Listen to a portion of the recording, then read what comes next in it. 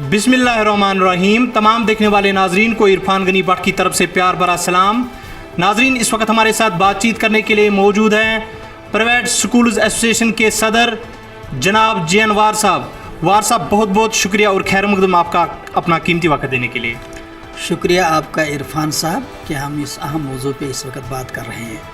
वार साहब, जानने की कोशिश करेंगे जिस तरह से जो है सरकार की तरफ से एक हुक्मनामा जारी हुआ है जिसमें ये बताया गया है कि जितने भी प्राइवेट स्कूल्स हैं जिनकी लैंड जो है घास चराई के अंदर आती है या स्टेट लैंड के अंदर आती हैं, उनको जो है फौरी तौर जो है स्कूल्स बंद करने की जो है हिदायत हुक्मनामा जारी किया गया है।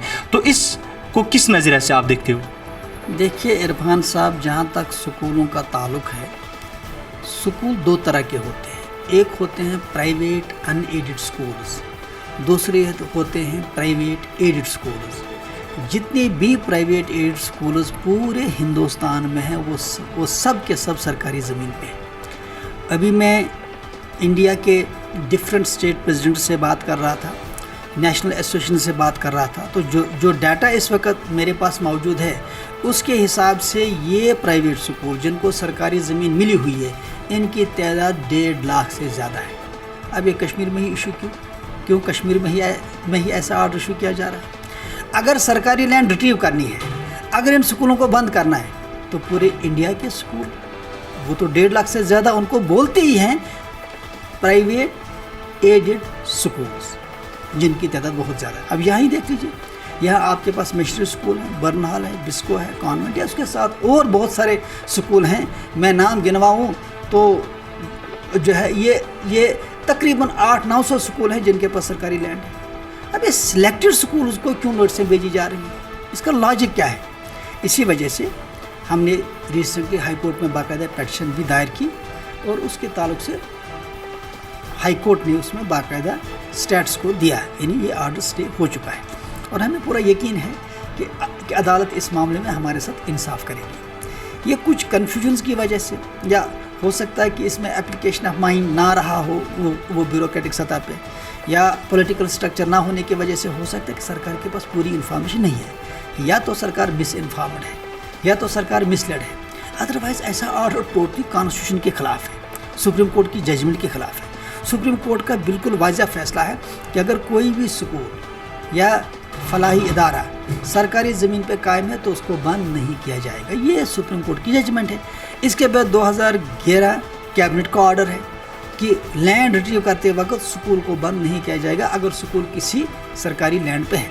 तो जब ऑलरेडी पूरे देश में 1.5 लाख से ज़्यादा स्कूल इस जो सरकारी लैंड पे है, तो ये सिलेक्टिव ऑर्डर निकालने की, ये सिलेक्टिव अमेंडमेंट करने की ज़रूरत क्या थी? एक बात। दूसरी बात यह है कि ऑलरेडी पिछले 2-3 सालों से आर्टिकल 370 के एब्रोगेशन के बाद कोविड की सिचुएशन की वजह से वैसे भी तालीमी निज़ाम ट्रैक से डिविएट हो चुका है। यानी यूँ कहिए कि पूरा तालीमी निज़ाम एक बहरान का शिकार है। अब ज़रूरत थी इस तालीमी निज़ाम को ट्रैक पर लाने की। नीसा के सर्वे के मुताबिक 84% ऑलरेडी लर्निंग लॉस हो चुका है। ज़रूरत थी कि सरकार इस वक्त प्राइवेट स्कूलों की, सभी स्कूलों के, सरकारी स्कूल हों प्राइवेट स्कूल हों, इनकी हैंड होल्डिंग करके इनको कंपनसेट करके किसी तरह से इस तालीमी निज़ाम को ट्रैक पर लाया जाए ताकि बच्चों का नुकसान हो। देखिए, ड्रॉप आउट रेट बहुत हद तक बढ़ चुकी है, लिटरेसी रेट ऑलरेडी डिप हो चुकी है। 10% तो पिछले कई सालों में ही कश्मीर की लिटरेसी रेट जम्मू के मुकाबले में कम है। इन हालात में सरकार को चाहिए कि किसी तरह से इस जो लर्निंग गैप्स हैं उन पर तवज्जो दी जाए। उल्टा ये ऑर्डर, मुझे बताइए, तकरीबन 100-150 स्कूल वैसे भी बंद हो रहे हैं क्योंकि फाइनेंशियल क्रंच की वजह से। दूसरी बात, ये जो कोविड की सिचुएशन की वजह से कुछ ऐसे बच्चों में या पेरेंट्स में कुछ जहनी तनाव की वजह से, या कहीं जो है महीने बच्चे घरों में रहे, उस वजह से जो बच्चों में साइकोलॉजिकल इफ़ेक्ट्स आए हैं वो बहुत ही ख़तरनाक है। इस वक्त ज़रूरत थी तालीम पर तवज्जो दी जाए, चाइल्ड सेंट्रिक एजुकेशन को टारगेट बनाया जाए, न कि NOCs, न कि गवर्नमेंट ऑर्डर्स, न कि सरकारी लैंड, न कि ये लैंड, न कि वो लैंड। ये तो बात की बातें हैं, ये तो बाद में भी देखी जो है जा सकते हैं। और सरकार का ऑर्डर कभी वन साइड नहीं हो सकता है, सिलेक्टिव नहीं हो सकता है कि आप एक स्कूल को कहिए कि आपके पास सरकारी लैंड है, बंद करूँगा, दूसरे स्कूल को आप छूट दे देंगे। तो मुझे पूरा यकीन है। इसी वजह से हमने सरकार से भी गुजारिश की कि आप अपने फैसले को रिविज़िट कीजिए, अपने फैसले को रिकन्सिडर कीजिए, इस फैसलों को आप वापस ले लीजिए, क्योंकि ये आइन के ख़िलाफ़ है, कानून के ख़िलाफ़ है, और सबसे बड़ी बात यह है कि ये पूरे तालीमी निज़ाम के ख़िलाफ़ है, क्योंकि इससे पूरे तालीम का बहुत ज़्यादा नुकसान होगा।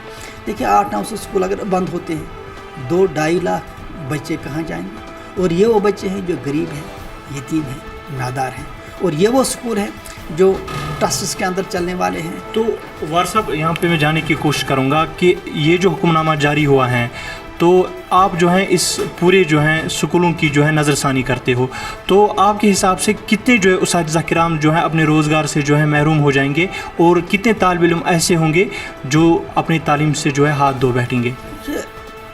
जो हमारी इब्तिदाई जो हमारी कैलकुलेशन है, तकरीबन 20 से 30 हज़ार लोग बेरोज़गार हो जाएंगे, जो टीचिंग स्टाफ है, जो नॉन टीचिंग स्टाफ है, क्योंकि इस गवर्नमेंट आर्डर में कहा गया है, ये हमें खुद भी हैरानी है कि आर्डर किस तरह से बनाया गया कि एक तो हम लैंड को रिट्रीव करेंगे, स्कूल को बंद करेंगे, मैनेजमेंट को टेक ओवर करेंगे, और जो वहाँ स्टाफ को उनकी कोई क्लेम नहीं होगी।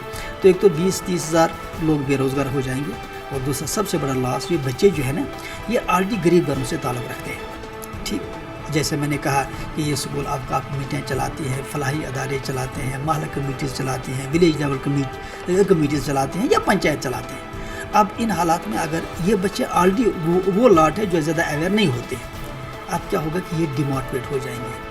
अगर ये बच्चे डिमोटिवेट होते हैं, फिर स्कूल छोड़ेंगे, फिर स्कूलों में नहीं जाएंगे, लिटरेसी रेट और डिप हो जाएगी, ड्रॉप आउट रेट और बढ़ जाएगी, तो ये पूरी सोसाइटी का नुकसान होगा, पूरे माशरे का नुकसान होगा, और पूरे मुल्क का नुकसान होगा। और अगर हम देखें, ये ऐसा नुकसान है जिसका कोई अंदाज़ा नहीं है। कितनी तादाद होगी इन स्कूलों की?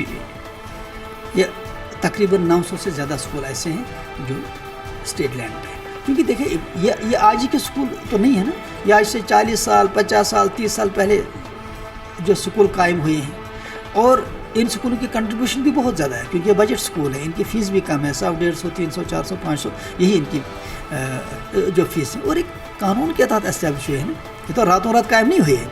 गवर्नमेंट ने इनको रिकग्निशन दी है, गवर्नमेंट ने इनको NSS दिए हैं, गवर्नमेंट ने बाकायदा जो है इनको बनाने की परमिशन दी है, ये बिजली बिल पे कर रहे हैं, वाटर टैक्स ये दे रहे हैं। उसके बाद अचानक रातों रात ये आर्डर आना कि 15 दिनों में स्कूलों को बंद किया जाएगा। स्कूल कोई दुकान तो होती नहीं, एक एस्टैब्लिशमेंट होती है, स्टाफ जुड़ा होता है, बच्चे पढ़ते हैं, और इस निज़ाम को रातों रात बंद नहीं किया जाता।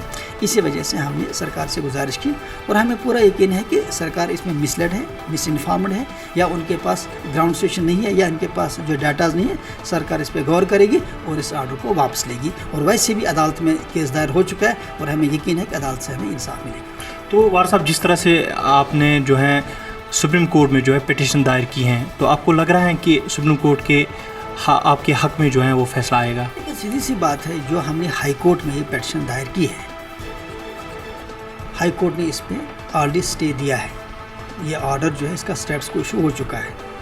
ये आर्डर ही अनकॉन्स्टिट्यूशनल है, ये आर्डर ही फंडामेंटल राइट्स के ख़िलाफ़ है। आर्टिकल 14 की बात कीजिए, आर्टिकल 21 की बात कीजिए, राइट टू एजुकेशन एक्ट की बात कीजिए, ये प्राइमा फेसी ही एंटी कॉन्स्टिट्यूशनल जो है ये रूल्स हैं। क्योंकि देखिए, बच्चे को किस स्कूल में पढ़ना है, किसका हक है? ये बच्चे का हक है, गवर्नमेंट डिक्टेट नहीं कर सकती है, और न गवर्नमेंट बच्चे के हक को जो है उससे छीन सकती है।